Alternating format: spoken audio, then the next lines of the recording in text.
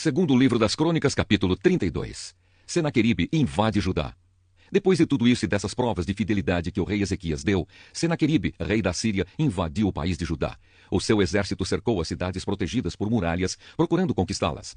Quando Ezequias viu que Senaqueribe estava planejando atacar Jerusalém também, consultou os seus chefes militares e civis e propôs que tapassem as fontes de água que ficavam fora da cidade. E eles concordaram com o plano. Muita gente se ajuntou e foram tapar todas as fontes e também o canal que atravessava aquela região. Isso foi feito para que os assírios encontrassem pouca água quando chegassem perto da cidade. Ezequias se animou e consertou a muralha da cidade, construiu torres em cima dela e levantou outra muralha ao redor da que já existia. Também construiu defesas no aterro que havia sido feito no lado leste, na cidade de Davi, e mandou fazer muitas lanças e escudos. Colocou oficiais no comando de todos os homens da cidade, mandou os oficiais se reunirem na praça do portão de entrada da cidade e disse: sejam fortes e corajosos, não fiquem assustados, nem tenham medo do rei da Assíria e do seu enorme exército, pois aquele que está do nosso lado é mais poderoso do que o que está do lado dele. Ele só conta com a força dos homens, mas do nosso lado está o Senhor, nosso Deus, para nos ajudar e para guerrear por nós. E o povo ficou animado ao ouvir as palavras do rei Ezequias. Algum tempo depois, Senaqueribe, rei da Síria, junto com o seu exército, estava cercando a cidade de Laquis. Ele enviou alguns oficiais a Jerusalém para entregarem ao rei Ezequias a seguinte mensagem: eu, Senaqueribe, rei da Síria, quero saber como é que vocês, moradores de Jerusalém, podem se sentir seguros ficando aí enquanto o exército inimigo está cercando a cidade. Ezequias diz que o Senhor, o Deus de vocês, os livrará das minhas mãos, mas ele os está enganando e vocês morrerão de fome e de sede. Pois foi o próprio Ezequias que acabou com os lugares de adoração e com os altares desse Deus e disse ao povo de Judá e aos moradores de Jerusalém que adorassem a Deus diante de um altar só e queimassem incenso somente naquele altar. Será que vocês não sabem o que eu e os meus antepassados fizemos com os povos de outras nações? Vocês pensam que os deuses daquelas nações foram capazes de salvá-las das minhas mãos? Não houve nenhum deus das nações que os meus antepassados conquistaram que fosse capaz de salvar o seu povo do meu poder. Então, por que é que vocês pensam que o seu Deus pode salvá-los das minhas mãos? Portanto, não deixem que Ezequias os engane assim.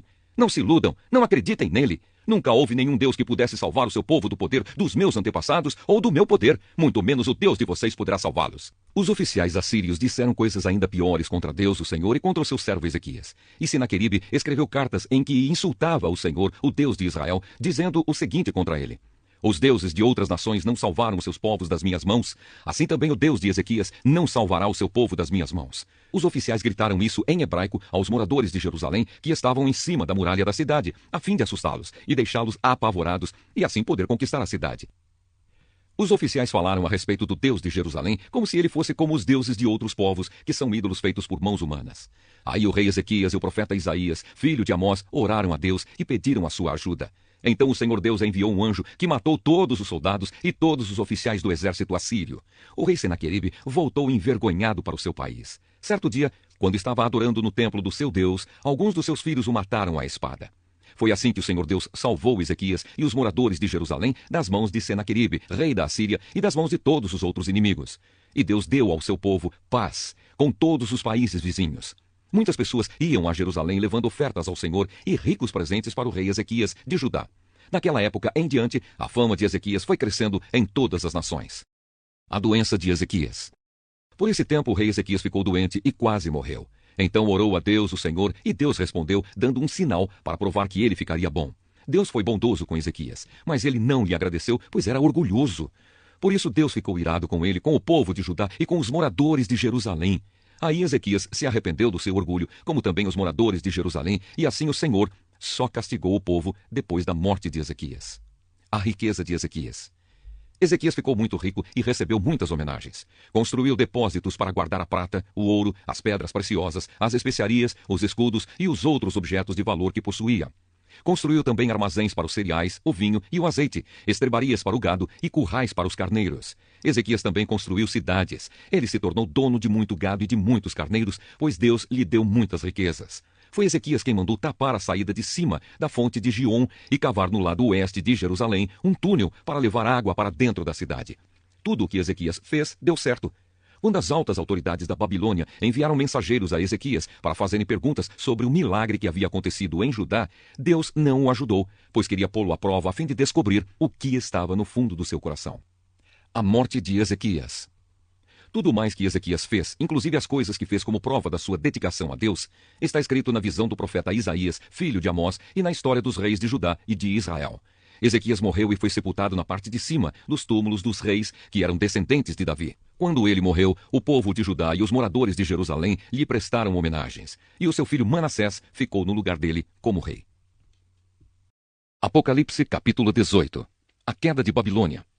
Depois disso vi outro anjo descendo do céu. Ele tinha um grande poder e o seu brilho iluminava toda a terra. E gritava com voz forte: Caiu! Caiu a grande Babilônia! Agora quem vive ali são os demônios e todos os espíritos imundos. Todos os tipos de aves e feras imundas e nojentas vivem nela, pois todas as nações beberam do seu vinho, o vinho forte do seu desejo imoral. Os reis do mundo inteiro cometeram imoralidade sexual com ela, e os homens de negócio deste mundo se enriqueceram à custa das práticas sexuais sujas da prostituta.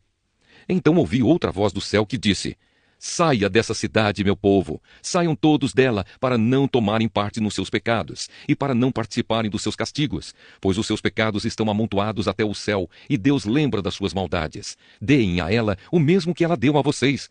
Paguem em dobro o que ela fez. Encham a taça dela com bebida 2 vezes mais forte do que a bebida que ela preparou para vocês. Deem a ela tanto sofrimento e tristeza, quanto luxo e glória ela deu a si mesma, porque ela pensa assim: estou sentada aqui como rainha. Não sou viúva e nunca mais vou sofrer. Por isso, no mesmo dia, cairão sobre ela estas pragas: doenças, dor e fome, e ela será queimada no fogo, pois o Senhor Deus, que a julga, é poderoso. Os reis do mundo inteiro que tomaram parte na imoralidade e na corrupção dela vão gritar e chorar quando virem a fumaça do seu incêndio. Eles ficam de longe, porque têm medo de tomar parte no castigo que ela vai sofrer, e dizem: Ai de você, Babilônia, grande e poderosa cidade, em apenas 1 hora você já foi castigada. Os comerciantes do mundo inteiro também gritam e se lamentam por causa dela, porque ninguém mais compra os produtos deles. Ninguém compra o seu ouro, prata, pedras preciosas e pérolas, nem o seu linho finíssimo, a sua púrpura, a sua seda e a sua lã vermelha, nem qualquer espécie de madeira rara, ou qualquer tipo de objetos feitos de marfim e de madeira cara, de bronze, ferro e mármore, nem canela, cardamomo, incenso, mirra ou perfumes. Ninguém compra o seu vinho, azeite, farinha de trigo e trigo em grão, nem gado e ovelhas, cavalos e carruagens, nem escravos ou outros seres humanos. Os comerciantes dizem à cidade: acabaram todas aquelas coisas boas que você tanto desejava, e você perdeu para sempre toda a riqueza e toda a fama que possuía e não as encontrará mais. E os comerciantes que se tornaram ricos negociando naquela cidade ficarão de longe, com medo de serem castigados junto com ela. Eles vão gritar e lamentar assim: Ai da grande cidade! Ai da cidade que estava vestida de linho finíssimo, de púrpura e de lã vermelha, e que se enfeitava com joias de ouro, com pedras preciosas e com pérolas. Em somente 1 hora ela perdeu toda a sua riqueza. Todos os capitães de navios e todos os passageiros, marinheiros e outros que ganham a vida no mar ficaram de longe. Então, vendo a fumaça do incêndio da cidade, gritaram: Nunca houve uma cidade igual a esta grande cidade. Em sinal de tristeza, eles jogaram pó sobre a cabeça, choraram e gritaram assim: Ai da grande cidade! Ai da cidade onde, à custa da sua grande riqueza, se enriqueceram todos os que tinham navios no mar, e em apenas 1 hora ela perdeu tudo. Alegrem-se, ó céus, por causa da destruição dessa cidade. Alegrem-se, povo de Deus, apóstolos e profetas, pois Deus a condenou pelo que ela fez a vocês. Então um anjo forte levantou uma pedra do tamanho de uma grande pedra de moinho e a jogou no mar, e disse: É assim que a grande cidade de Babilônia será jogada fora com violência e nunca mais será vista. A música dos tocadores de harpa, de flauta e de trombeta e as vozes dos cantores nunca mais serão ouvidas em você, e em você nunca mais será encontrado nenhum trabalhador de qualquer ofício, e nunca mais se ouvirá em você o barulho das pedras de moinho. Em você jamais brilhará a luz de uma lamparina, e nunca mais se ouvirá em você a voz dos noivos e das noivas. Os seus comerciantes foram os mais poderosos do mundo, e com feitiçaria você enganou todos os povos da terra. A grande Babilônia foi castigada, porque nela foi encontrado o sangue dos profetas, o sangue do povo de Deus e o de todos os que foram assassinados na terra. Zacarias, capítulo 14. O Senhor, o Rei do mundo. Está chegando o dia em que o Senhor Deus julgará as nações. Então a cidade de Jerusalém será conquistada, e os inimigos repartirão entre si tudo o que encontrarem nela. O Senhor ajuntará todas as nações para atacarem Jerusalém. A cidade será conquistada, tudo o que estiver nas casas será levado embora, as mulheres serão violentadas, e metade dos moradores será levada para o cativeiro. Os outros poderão ficar em Jerusalém. Depois o Senhor sairá para lutar contra essas nações, como já lutou no passado. Naquele dia ele ficará de pé no Monte das Oliveiras, a leste de Jerusalém. Então um grande vale, que correrá do leste para o oeste, dividirá o Monte das Oliveiras em 2. Metade do monte se afastará para o norte, e a outra metade para o sul. Vocês fugirão da cidade por esse vale que irá até Azal. Fugirão como os antepassados de vocês fugiram quando houve um terremoto no tempo do reinado de Uzias, rei de Judá. Então o Senhor, meu Deus, virá com todos os seus anjos. Daquele dia em diante não fará mais frio, nem haverá geada, e não haverá mais escuridão. Haverá somente dia, pois o sol continuará a brilhar a noite inteira, mas só o Senhor Deus sabe quando é que aquele dia vai chegar. Naquele dia haverá em Jerusalém fontes jorrando água fresca. Metade irá para o Mar Morto e a outra metade para o Mar Mediterrâneo. As águas correrão o ano inteiro, tanto no verão como no inverno. O Senhor Deus será o rei do mundo inteiro. Ele será o único Deus e todos o chamarão de Senhor. O país todo virará uma planície, desde Gebá, no norte, até Rimom, ao sul de Jerusalém. E Jerusalém será o lugar mais alto do país. Haverá gente morando ali, desde o portão de Benjamim até o portão da esquina, que antes era o portão antigo, e desde a torre de Ananel até os tanques onde é feito o vinho do rei. Nunca mais a cidade será destruída, e os seus moradores viverão seguros. O Senhor Deus castigará todos os povos que atacarem Jerusalém. Ele mandará uma praga que fará a carne deles apodrecer, estando eles ainda vivos. Até os olhos e a língua apodrecerão. Naquele dia, o Senhor fará com que eles fiquem tão confusos e assustados que cada um agarrará a pessoa que estiver ao seu lado e a atacará. Até os homens de Judá lutarão contra Jerusalém. Serão levadas embora todas as riquezas das nações vizinhas, isto é, grandes quantidades de ouro, prata e roupa. E a mesma praga que Deus vai mandar contra as pessoas vai atacar também todos os animais dos inimigos, isto é, os cavalos, as mulas, os camelos e os jumentos. O Senhor será adorado em Jerusalém. Depois disso, todos os que sobrarem das nações que lutarem contra Jerusalém irão, uma vez por ano, até lá, a fim de adorar o Senhor Todo-Poderoso como Rei e para comemorar a festa das barracas. Se uma nação não for adorar o Rei, o Senhor Todo-Poderoso, então não cairá chuva naquele país. Se os egípcios não forem até Jerusalém para comemorar a festa das barracas, o Senhor Deus os castigará com a mesma praga que vai mandar sobre as outras nações. Este será o castigo que Deus vai mandar sobre o Egito e sobre qualquer outra nação que não for até Jerusalém para comemorar a festa das barracas.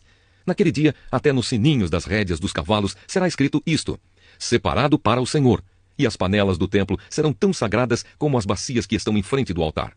Em Jerusalém e em Judá, todas as panelas serão separadas para o Senhor Todo-Poderoso.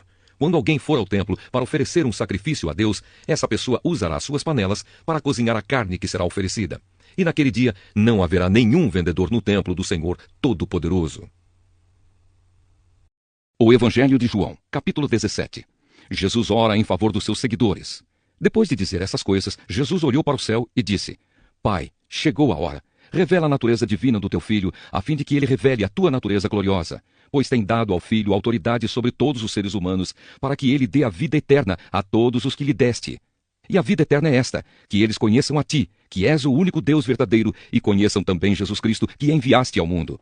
Eu revelei no mundo a tua natureza gloriosa, terminando assim o trabalho que me deste para fazer. E agora, Pai, dá-me na tua presença a mesma grandeza divina que eu tinha contigo antes de o mundo existir. Eu mostrei quem tu és para aqueles que tiraste do mundo e me deste. Eles eram teus, e tu os deste para mim. Eles têm obedecido à tua mensagem, e agora sabem que tudo o que me tens dado vem de ti. Pois eu lhes entreguei a mensagem que tu me deste, e eles a receberam, e ficaram sabendo que é verdade que eu vim de ti, e creram que tu me enviaste. Eu peço em favor deles, não peço em favor do mundo, mas por aqueles que me deste, pois são teus. Tudo o que é meu é teu, e tudo o que é teu é meu, e a minha natureza divina se revela por meio daqueles que me deste. Agora estou indo para perto de ti. Eles continuam no mundo, mas eu não estou mais no mundo. Pai Santo, pelo poder do teu nome, o nome que me deste, guarda-os para que sejam um, assim como tu e eu somos um. Quando estava com eles no mundo, eu os guardava pelo poder do teu nome, o mesmo nome que me deste. Tomei conta deles, e nenhum se perdeu, a não ser aquele que já ia se perder, para que se cumprisse o que as Escrituras Sagradas dizem. E agora estou indo para perto de ti. Mas digo isso enquanto estou no mundo, para que o coração deles fique cheio da minha alegria. Eu lhes dei a tua mensagem, mas o mundo ficou com ódio deles, porque eles não são do mundo, como eu também não sou. Não peço que os tires do mundo, mas que os guardes do maligno. Assim como eu não sou do mundo, eles também não são. Que eles sejam teus por meio da verdade. A tua mensagem é a verdade.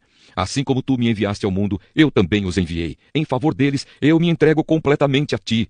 Faço isso para que, de fato, eles também sejam completamente teus. Não peço somente por eles, mas também em favor das pessoas que vão crer em mim por meio da mensagem deles. E peço que todos sejam um. E assim como tu, meu Pai, estás unido comigo e eu estou unido contigo, que todos os que crerem também estejam unidos a nós, para que o mundo creia que tu me enviaste. A natureza divina que tu me deste, eu reparti com eles, a fim de que possam ser um, assim como tu e eu somos um. Eu estou unido com eles e tu estás unido comigo, para que eles sejam completamente unidos, a fim de que o mundo saiba que me enviaste e que amas os meus seguidores como também me amas. Pai, quero que onde eu estiver, aqueles que me deste estejam comigo, a fim de que vejam a minha natureza divina que tu me deste, pois me amaste antes da criação do mundo. Pai justo, o mundo não te conhece, mas eu te conheço, e aqueles que me deste sabem que tu me enviaste. Eu fiz com que eles te conheçam, e continuarei a fazer isso, para que o amor que tens por mim esteja neles, e para que eu também esteja unido com eles.